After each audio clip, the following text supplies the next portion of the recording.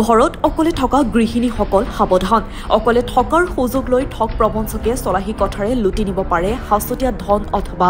অলংকাৰ এনে এক ঘটনা এতিয়া সংঘটিত হৈছে ৰঙিয়া চহৰত শেহতীয়াভাৱে ৰঙিয়াৰ দহৰাত সংঘটিত ভয়ংকৰ প্ৰবঞ্চনাৰ পোহৰলৈ অহাৰ ঘটনাই সৰ্বসাধাৰণ ৰাইজৰ মাজত এতিয়া আতংকময় পৰিস্থিতিৰ সৃষ্টি হৈছে কেৱল বহিৰাজ্যৰে নহয় অসমৰো বিভিন্ন প্ৰান্তৰ পৰা আহি এনে প্ৰবঞ্চনা তথা লুটপাটত নামি পৰিছে সন্দেহজনক লোকসকল এই প্ৰবঞ্চকসকলে ঠাই বিশেষে ভিন্ন ৰূপ লোৱা পৰিলক্ষিত হৈছে কৰবাত যদি সাধুৰ বেগ ধাৰণ কৰিছে আন কৰবাত জৰা ফুকা কৰি মানুহক বিপথে পৰিচালিত কৰি লুটপাট আৰম্ভ কৰিছে ইতিমধ্যে ৰঙিয়াৰ দহৰাত এগৰাকী মহিলাক প্ৰবঞ্চনা কৰি ধন সোণ লুটি নিয়া দুই প্ৰবঞ্চক জালত পৰিছে ৰঙিয়া আৰক্ষীৰ লংকাৰ জাহান আলী আৰু মুজামিল আলীয়ে নিজৰ নাম সলনি কৰি ৰঙিয়াৰ এগৰাকী সন্তানহীনা মহিলাৰ পৰা প্ৰবঞ্চনাৰে লুটি নিছিল নগদ ধনৰ লগতে 2 লাখ টকাৰ সোণৰ গহনা এই প্ৰবঞ্চক দুজন আৰক্ষীৰ জালত পৰাৰ পাছতে বহু কথা এতিয়া স্পষ্ট হৈ পৰিছে এনে সন্দেহজনক লোকৰ ওপৰত তীক্ষ্ণ দৃষ্টি দি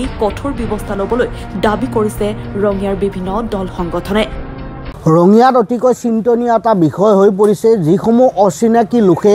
কোনোবাই সাধুৰ ভাও ধৰি কোনোবাই অন্য কিবা ভাও ধৰি আহি মানুহৰ ঘৰে ঘৰে কৈ বিভিন্ন চলাহী কথা কৈ মানুহৰ মতা মানুহ বা পুৰুষ মানুহ ঘৰত নথকা অৱস্থাত মহিলা মানুহক ভেলকি বেজি কথা কৈ ঘৰৰ পৰা সোণৰ গহনা টকা পইচা আদি কৰি যি লুটপাট চলোৱা আৰম্ভ কৰিছে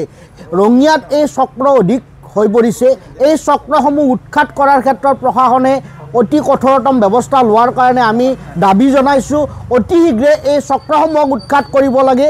এই চক্ৰসমূহে যি এটা আপোনালোকৰ যি এটা মানুহৰ মাজত ভয় শংকাৰ সৃষ্টি কৰিছে এই ভয় শংকা আঁতৰ কৰাৰ ক্ষেত্ৰত প্ৰশাসন কঠোৰ হ'ব লাগে আমি প্ৰশাসনক কঠোৰ হোৱাৰ কাৰণে আপোনালোকৰ সংবাদ মাধ্যমৰ জৰিয়তে দাবী জনালোঁ